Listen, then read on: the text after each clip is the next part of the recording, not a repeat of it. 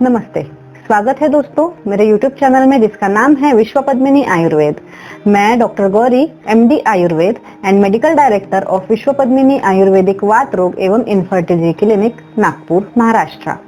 आज मैं महिलाओं के ऐसे टॉपिक के बारे में बात करना चाहूंगी जिसकी जानकारी हर एक लड़की को होना बहुत बहुत जरूरी है। इसीलिए इस वीडियो को अंत तक देखिए और अपने बहनों और सहेलियों के साथ जरूर शेयर कीजिए और मेरे चैनल को सब्सक्राइब करना ना भूलिए। तो आज का टॉपिक है मेंस्ट्रुअल साइकिल एंड आयुर्वेद। दोस्तों, आयुर्वेद में जो भी इम्पोर्टेंट बात बताई गई है उस बात के लिए आचार्यों ने कुछ नियम बताए गए हैं। जैसे अपना डेली रूटीन कैसे होना चाहिए, इसका डिस्क्रिप्शन दिनचर्या के अंतर्गत आता है। और सीजन वाइज अपनी दिनचर्या सीजन वाइज कैसी होनी चाहिए उसका डिस्क्रिप्शन आता है ऋतुचर्या में।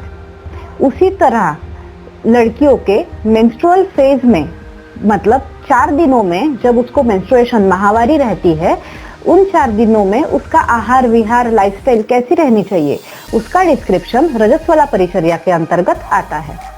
तो देखिए, लड़कियों के ये 4 दिन इतने ज्यादा महत्वपूर्ण हैं कि आयुर्वेद के आचार्यों को भी उस जमाने में लगा कि इसके ऊपर नियम बनाना चाहिए।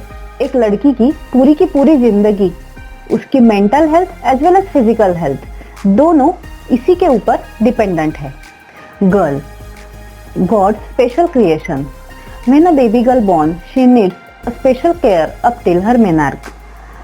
जैसे ही 12-13 साल में वो अपनी किशोरावस्था में आती है, she got her period for all her fertile age up till 40 to 50 years. There are lots of changes in her mental and physical health. और ये नैसर्गिक है। उसका शरीर, uterus is being ready for developing a new progeny. See how wonderful it is. जब एक लड़की को माहवारी आती है तो घर में नानी, दादी या माँ कहती है, भागो मत, इधर उधर मत करो, भाग दौड़ मत करो, उछल कूद मत करो, रेस्ट करो, आराम करो, यहाँ मत जाओ, वहां मत जाओ। ऐसे कई नियम लगाए गए हैं, लेकिन इसी नियमों को रूढ़ी, परंपरा या अंधविश्वास कह के आजकल निग्लेक्ट किया जाता है। लेकिन क्यों? आखिर ये नियम क्यों?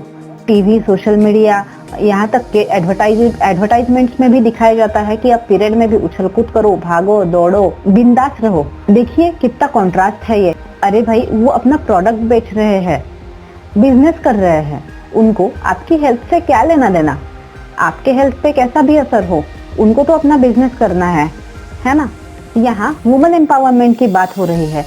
मॉडर्नाइजेशन के नाम पर पुरानी रूढ़ी परंपराओं को मिटा दिया गया है और साइंस के नाम पर एक नई गलत सोच आपके दिमाग में डाल दी गई है, जिससे लड़कियों के हेल्थ पे हजारों साइड इफेक्ट्स हो रहे हैं। स्त्री मुक्ति के नाम पर बहकाया जा रहा है। आज स्त्री मुक्ति की नहीं, स्त्री शक्ति की ज्यादा जरूरत है। और इन सब से बचने के लिए आयुर्वेद में रजस्वला परिचर्या बताई गई है। Let's see science behind this.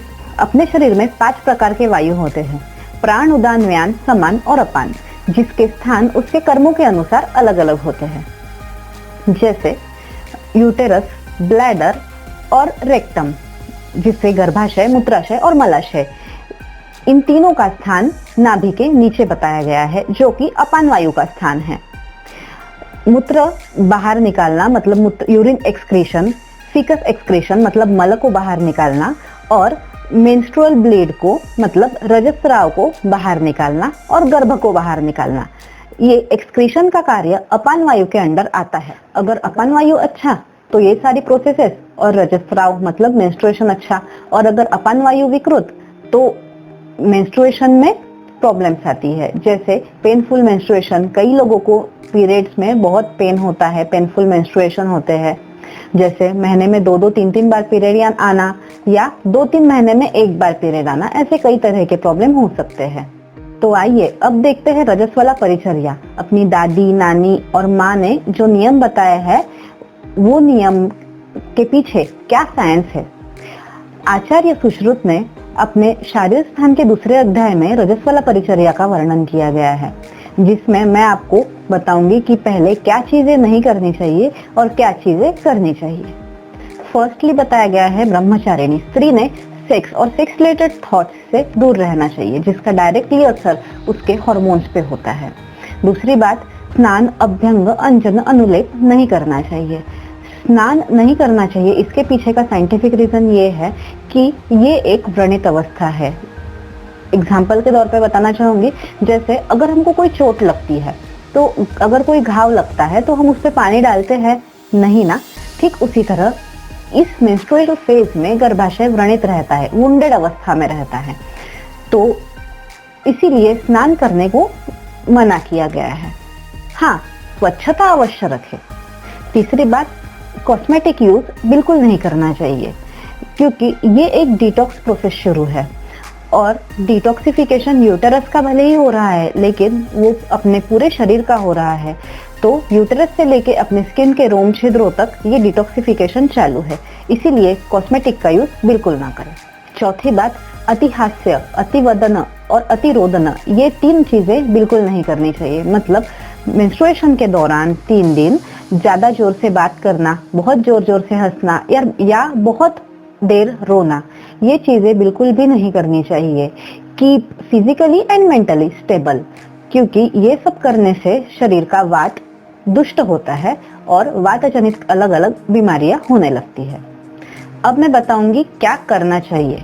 उसमें सबसे पहली बात है रेस्ट, आराम और विश्राम। महिलाओं के पीछे 24/7 काम लगा ही रहता है, लेकिन इस अवस्था में आपको आराम करने की सख्त जरूरत है। क्योंकि एग्जाम्पल के तौर पे बताना चाहूंगी, जैसे कोई मोबाइल है, उसमें रिस्टार्ट या कोई प्रोसेस चालू है, तो बाकी के एप्स काम करेंगे क्या? ना कि बीच बीच में सॉन्ग्स लगना या कोई वीडियो क्लिप लगना, ऐसा नहीं होता ना, क्योंकि वो मोबाइल रेस्टिंग मोड पे चला जाता है। ठीक उसी तरह अपने बॉडी में जब अपनी नेचुरल डिटॉक्सिफिकेशन, महिलाओं की नेचुरल डिटॉक्सिफिकेशन चालू है, उस ड्यूरेशन में ज्यादा से ज्यादा आराम करना चाहिए, क्योंकि ऐसा करने से महिलाओं को आराम भी मिलेगा और वात भी नहीं बढ़ेगा।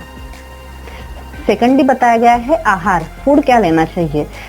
तो मेंस्ट्रुएशन के दौरान घी और राइस और बार्ली मतलब यव खाना बहुत ही जरूरी है। यव गर्भाशय शुद्धिकर है, मतलब माहवारी साफ करता है। बहुत लोगों को प्रॉब्लम होती है कि माहवारी साफ नहीं जाती, पीरियड में ज्यादा फ्लो नहीं होता, तो या पीरियड में बहुत ज्यादा फ्लो होता है, तो यव मतलब बार्ली लघु गुणात्मक रहने के कारण और गर्भाशय शुद्धिकर होने के कारण मेंस्ट्रुअल फ्लो बहुत ही अच्छे से करता है और इससे मोटापा भी नहीं पड़ता और बॉडी स्लिम एंड ट्रिम रहती है। तीसरी बात, पॉजिटिव थिंकिंग। इस ड्यूरेशन में जो कि आपको आराम है और फिजिकल एक्टिविटी ज्यादा करनी नहीं है, तो पॉजिटिव थिंकिंग के साथ साथ मेडिटेशन और ध्यान पे बहुत ही ज्यादा आपको ध्यान देना पड़ेगा। मेडिटेशन और ध्यान जरूर करें। चौथी बात, 4th डे आपको हेड टू टो नहाने को बोला गया है। देखिए, यहाँ 3 दिन आपको विश्राम के साथ साथ नहाने को मना किया है, लेकिन हाइजीन, स्वच्छता बहुत रखनी है। और 4th डे आचार्यों ने हेड टू टो मतलब सर से नहाने को बोला है। तो देखो कितनी इजी है ये रजस्वला परिचर्या, हर कोई ये आराम से फॉलो कर सकता है।